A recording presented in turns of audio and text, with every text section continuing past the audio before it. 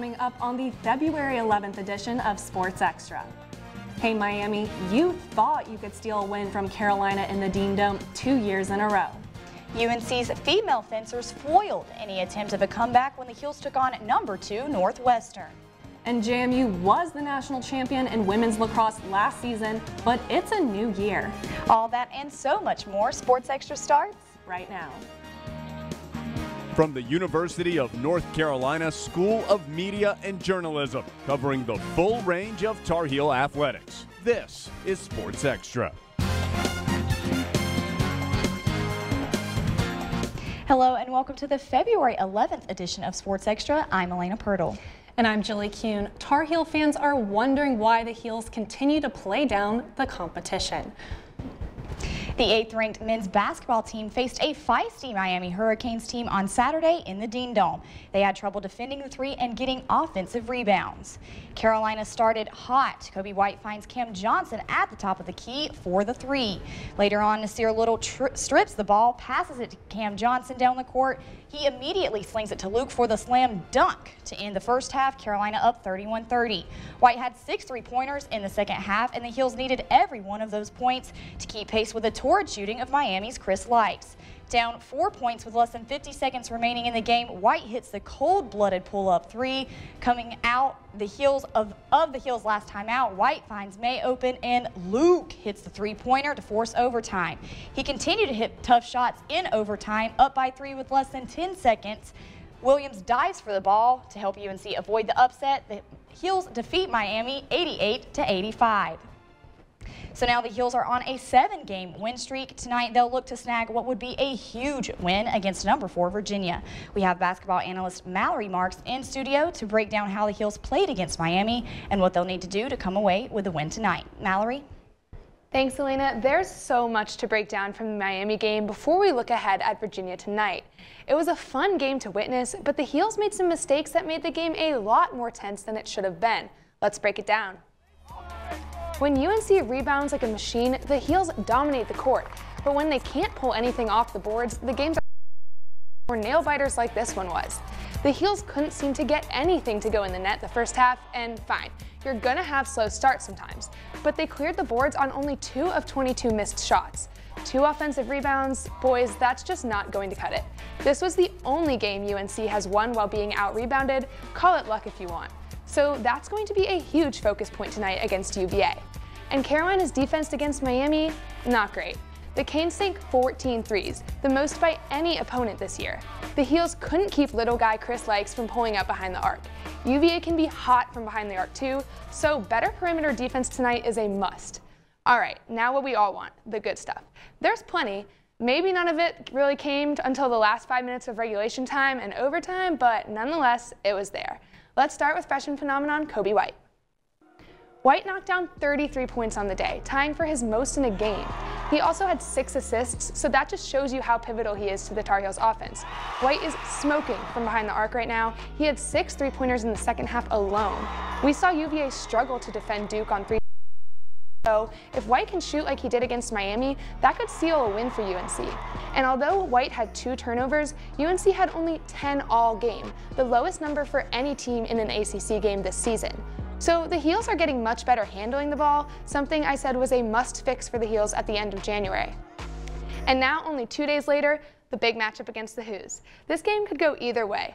The Cavs are going to be still Duke and have no intention of letting this game get away from them because they really can't afford to have 2 big losses in a row.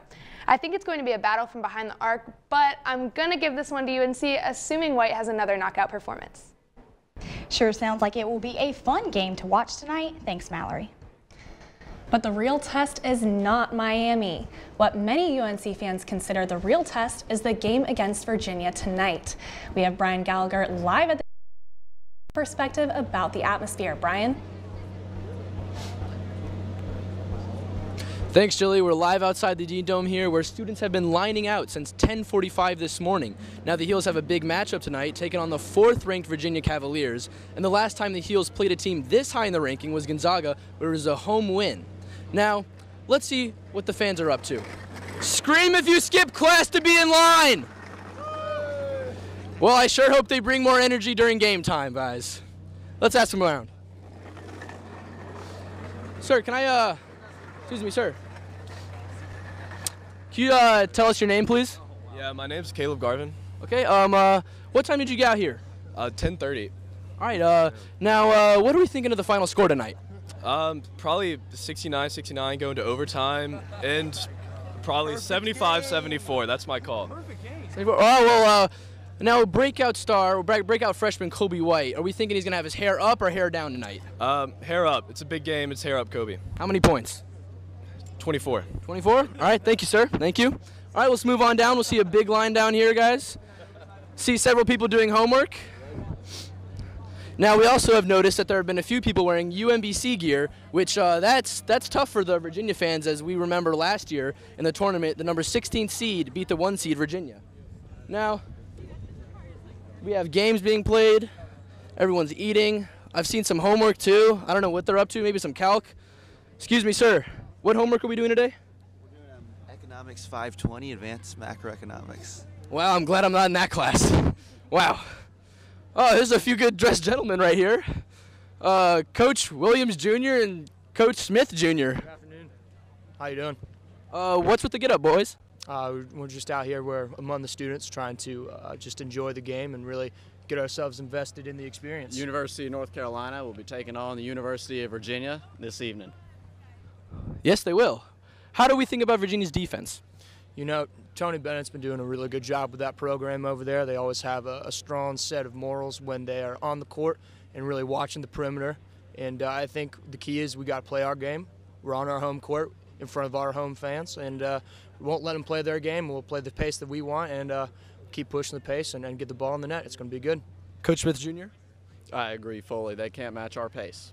So what is the final score we're predicting and the player of the game? Normally we're looking for something a little bit more conservative by the way he does it, but I'm thinking today Heels by 90.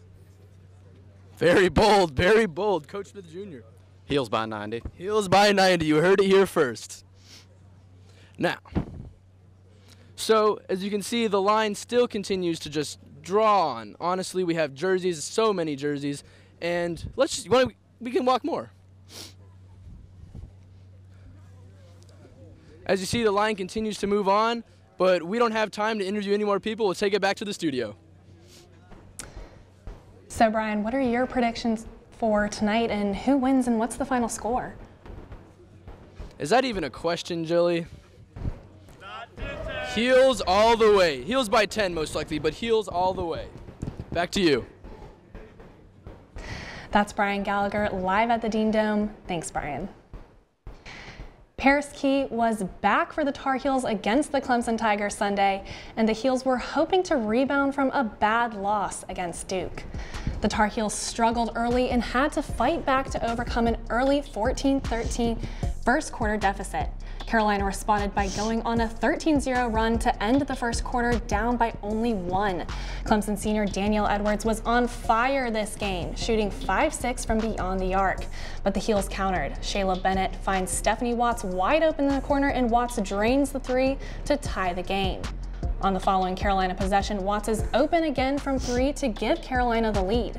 In the fourth quarter, Paris Key makes a great defensive play that layup.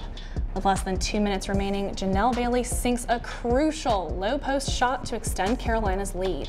The Heels hold on to win 70-64. UNC will be on the road again, facing Pittsburgh on Thursday. Sunday's game against Clemson saw the return of Paris Key following her one-game absence against Duke on Thursday. With Key out against the Devils, the Heels struggle to get anything going on the offensive end. She has proved to be, get this, key on offense for the team. In Key's 10 ACC games, the team is averaging 2 points per game compared to the 69 they scored against the Devils. The team's field goal percentage increases with Key's presence, going from 41% in ACC play to a measly 33% against Duke. She also provides a spark from beyond the arc, as the team's three-point percentage drops 10% when she's off the court. There are several retired jerseys hanging in the Dean Dome. During the men's game against Miami, athletics officials retired another jersey, but this one won't be overlooking Roy Williams Court. Ashley Hoffman is becoming a legend at UNC. The two-time National Player of the Year, the 2018 Honda Award recipient, two-time ACC Defensive Player of the Year, and national champion racked up 43 points and 24 assists while starting every game of her career. Hoffman will likely go down as one of UNC's best field hockey players ever. And even though she's moving on to play professionally and with Team USA, Hoffman will remember her time at Carolina fondly. I could not picture going anywhere else. I am so thankful I came to UNC. I loved my experience, I love my friends, I love the team. Everything about this school, I bleed Carolina blue now. I have a Penn State family, but I bleed Carolina blue. Hoffman and her former teammates will be getting their national championship rings soon. She's looking forward to seeing the 23 diamonds, one for each win in an undefeated season. Coach Ron Miller for the fencing team retired last year until athletics asked him to come back. And now he has milestone career victories. Making just one connection during recovery from mental and substance use disorders can put the strength of family and community behind you. We're all connected, offering encouragement, support, and hope. Join the Voices for Recovery. Strengthen families and communities. For confidential information on mental and substance use disorders, including prevention and treatment referrals for you or someone you know, call 1-800-662-HEALTH. Brought to you by the U.S. Department of Health and Human Services.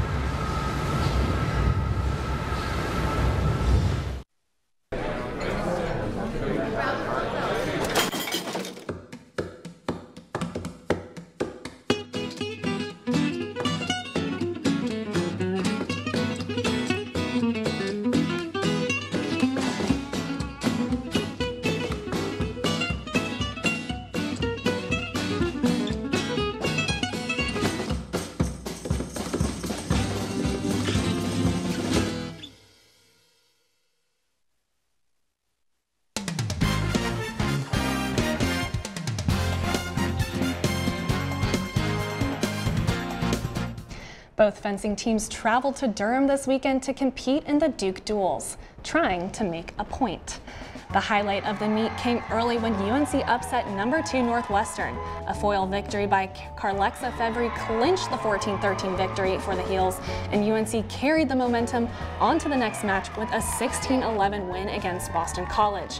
That was the 1,600th career victory for Coach Ron Miller. Carolina lost the next 3 matches, but that didn't dampen Sydney Persing's appreciation of her coach. I'll miss him a lot next year. I know the rest of the team will. And it's important, like, while we're having these, while we're going through this transition, it's just important to remember how much he does for this team and how much he loves us. And we wouldn't get those victories without him. The men competed on Saturday. The Heels went 3-2 on the day with victories against Boston College, Air Force, and Johns Hopkins. The #2 women's lacrosse kicked off the season Saturday at Kenan Stadium against the defending national champions. James Madison knocked out the Heels in last year's Final Four, and on Saturday, UNC played for revenge. Attacker Katie Hoke was on fire per usual, scoring 9 points. Midfielder Gianna Bowe delivered this tough shot to keep an offensive onslaught. JMU had its fair share of tough shots too, like this one by attacker Logan Brennan, but to no avail. JMU falls to UNC 18-7. The Heels play next this Friday at home against High Point. One of the big things was just doing what we do, really focusing on all the things that we worked on this week in practice. And then another thing was just like having overall belief in one another and being able to look to the person to your left and right and be like, I can trust that person. All right, Julie, that's a big win for the Heels, defeating the defending national champions. That's got to make them feel like they have a shot at another natty themselves. What do you think? Well, I was actually there watching the game, and they are pretty pretty aggressive this season. So I think if they can keep that momentum going, then I think that they definitely have a shot at it. Well, not only did the women play this weekend, the men's lacrosse showed off its powerful offensive as the Heels took on Furman in their season opener on Saturday. The Heels dominated the first period, scoring 5 goals. Jacob Kelly took the pass from Timmy Kelly and slotted it past the Furman goalkeeper. Alex Trippi was a consistent attackman during the entire game, leading the team with 3 goals, including this one. Trippi outruns the defense, shoots and scores.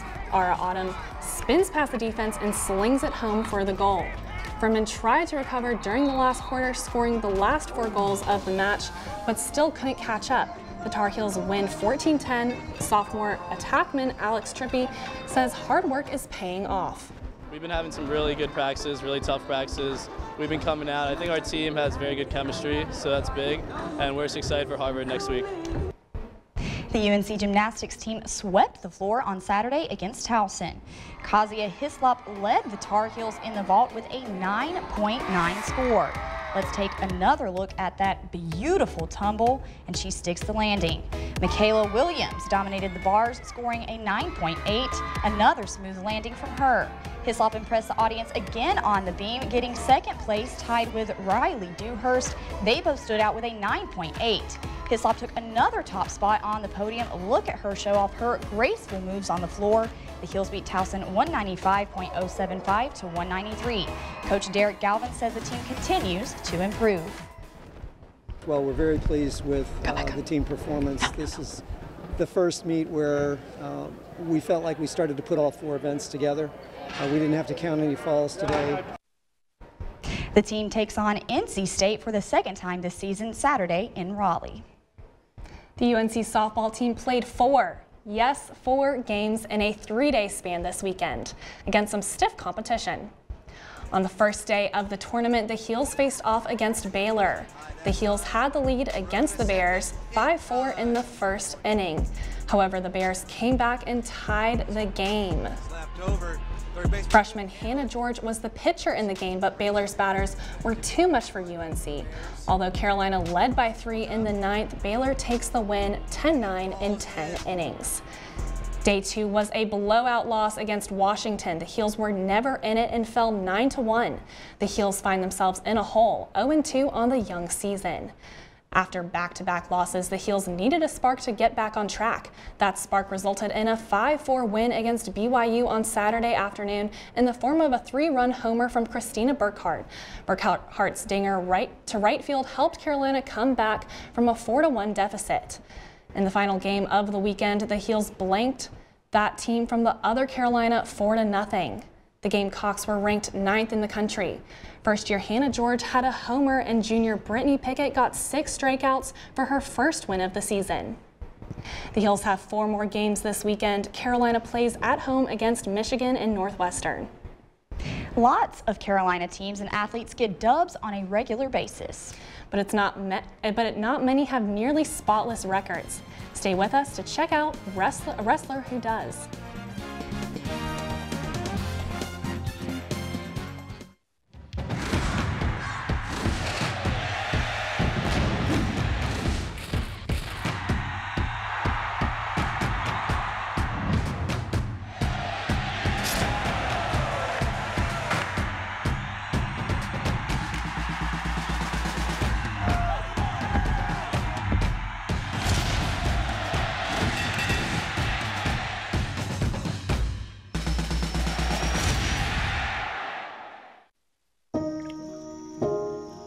This is the story of a boy who didn't talk for a long time. The boy liked things to always be the same. Any changes would scare and upset him. The unknown was an unfriendly place. The boy was very sensitive to lights and sounds. So he built secret hiding places where they couldn't get in. The boy didn't like looking people in the eye. He wasn't trying to be mean, it just made him feel uncomfortable. Sometimes he would flap his arms again and again. One day I found out I have something called autism. My family got me help. Slowly, I found my voice and learned all the ways I could live with it better. Early intervention can make a lifetime of difference. Learn the signs at autismspeaks.org. Open up your books to page 360. Did you just look at your phone while you was in class? You played yourself. Talking about inspiration. You gotta believe in yourself. Don't ever play yourself. The key is to make it, so make it. Louise, can you give me an example of an inspirational quote? Don't play yourself. The key is to make it. And who said that? I did. Now that's a major key alert. Learn the real major keys to getting to college at getschool.com.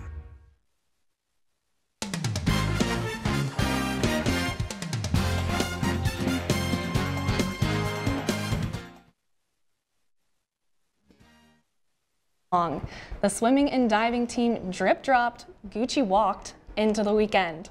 On day 2 of the Nike Invite, the Heels started off strong with Coleman Manchester getting a season best in the 200-yard freestyle, followed up by Nick Palmer setting a career best in the same event.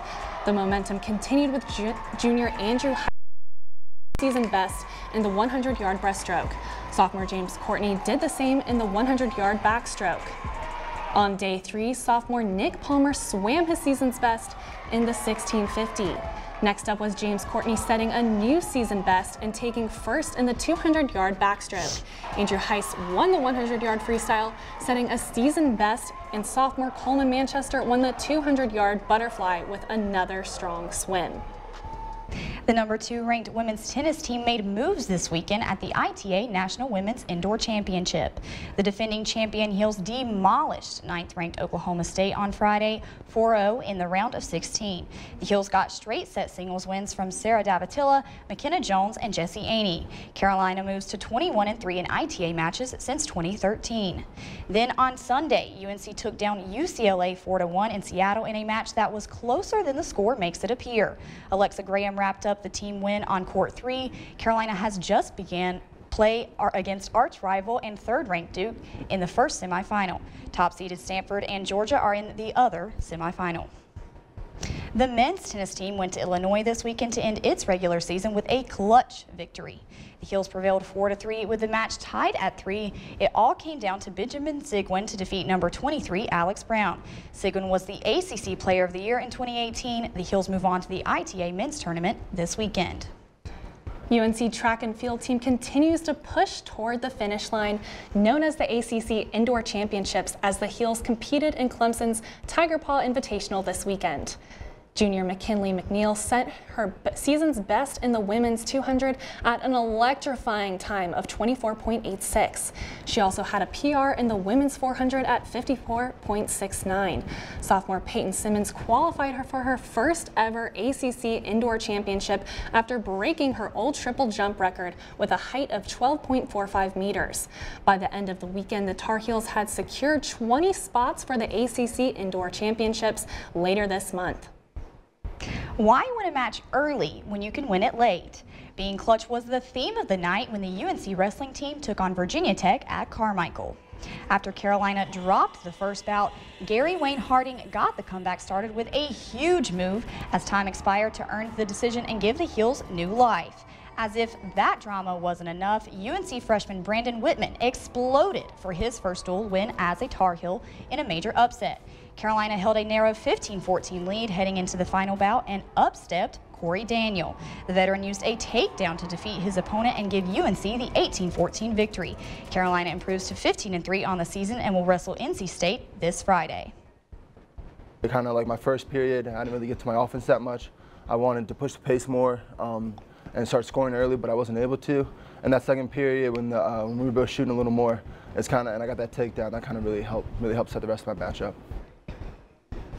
Carolina wrestler Austin O'Connor is a man on a mission. He's on a level right now that few in the country can match. Edward Trench takes us inside the mind of UNC's young star. Redshirt freshman Austin O'Connor is on a rapid rise that not many saw coming. Knocking off opponents like a seasoned pro, O'Connor's won 26 matches this season and is ranked number 4 in his weight class. And don't expect him to stop there. I just kind of take one match at a time, knock off some of these other ranked wrestlers. I started out ranked 15th and Now I got down to number 4, but I'm still chasing after that number 1 spot. Whether on a wrestling mat or in the classroom, his attention to detail never changes. I would describe Austin as just a great kid, you know, great leader, works hard on and off the mat, you know, very sort of obsessive over his grades, his wrestling, you know, making sure he gets the maximum in each and every time he steps on the mat or he goes to class. Austin took a long road to stardom, choosing a redshirt his freshman year. His patience paid off, and his technique continues to improve. I guess I just feel real disciplined in my wrestling, stay like in a great stance and everything, and just keep competing and going after guys. And I have great conditioning, great workout partners here, so everything just prepares me to just be the best wrestler I can be on the mat. UNC Wrestling hasn't had an NCAA champion since 1995. O'Connor could reach those heights. You know, we haven't had a national champion since the 90s, mid-90s, so for us to know that we can do it now, we can do it with a young kid and develop him and make him ready to win now, that's huge. O'Connor has 3 years remaining, so the nation better get used to hearing that name. In Chapel Hill, I'm Edward Trench, reporting. All right, Jilly, looking ahead to that basketball game tonight, it was just announced that Luke May was the ACC Player of the Week and Kobe White is ACC Freshman of the Week. How do you think they're going to play tonight? Well, I think Kobe White is always on fire, and I think we're just going to need an on day from Luke May, and I think we're going to be set. Awesome. Yeah, should be a good game. Well, that's going to do it for this edition of Sports Extra. Thanks for watching. We'll see you next time.